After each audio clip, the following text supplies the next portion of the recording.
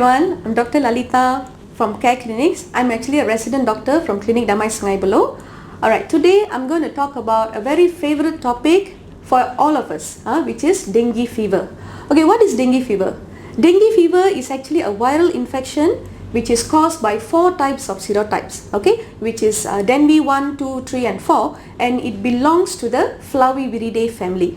Alright, the viruses are transmitted through the bite of infected Aedes albopicus and Aedes aegypti, okay, and basically it's from the female mosquito. Okay, before we go into the topic more, I want to know, do you all know where this dengue started? From where it started and when it came to Malaysia? Alright, so let's get to know a little bit about dengue fever, history of dengue fever.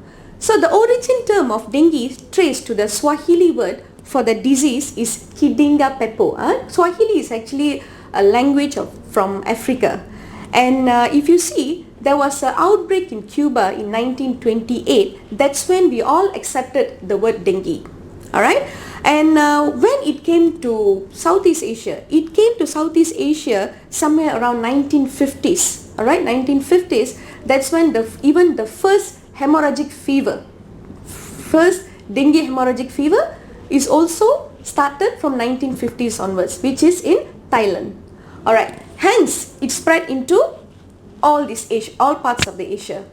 Alright, so when it came to Malaysia, the first cases reported in Malaysia in 1902, which was in Penang, and the first dengue hemorrhagic fever, which is a very dangerous type of dengue fever, was reported in 1962. So that's when we started to have dengue fever. Alright, if you see in 1970s, we already have dengue in Kuala Lumpur, in Penang, and all over in Malaysia, and it has been a very major big problem for us because of our urbanization and of course of our modernization. Alright, so after this, I want you all to know, do you all think dengue spreads? Is dengue contagious? That means if somebody has dengue, if you touch them, do you think you can get dengue? No.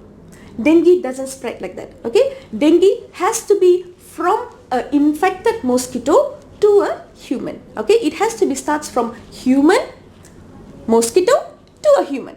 Alright? So basically, based on the duration, dengue fever can be classified into 3 phases. The first one is febrile phase. The febrile phase basically lasts from day 1 to day 3, and it is where patient will be having high fever with dehydration. And if you see the full blood count during this time, the platelet will be high and the hematocrit level will be low. And the next phase is critical phase, and also known as defervescent phase. Alright, what is defervescent? Defervescent, that means the fever is coming down already. Okay, this is where everybody makes mistake. When people think that no more fever and they think that I'm already out of dengue fever. That's wrong. Whenever you enter into defervescent phase, that's when you have to be very careful. That's why we name it as even critical phase. Alright? Why you have to be very careful? Because this is where you can have bleeding, you can have organ impairment, and also you can lead into shock. Alright? The third phase is recovery phase. Recovery phase basically is from day 6 onwards, and this is when you recover and you can see a hematocrit level will be going down back again and the platelet level will be going up. Alright? Alright, so now we're going to talk about what are the symptoms of dengue fever.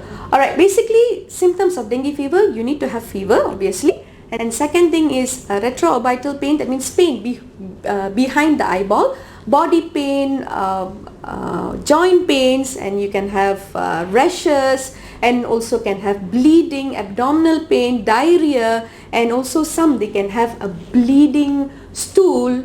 Alright, so these are the symptoms of dengue fever. Okay, what is the warning signs? What are the warning signs that you all have to look for? Okay, basically the warning signs, the first warning sign is bleeding.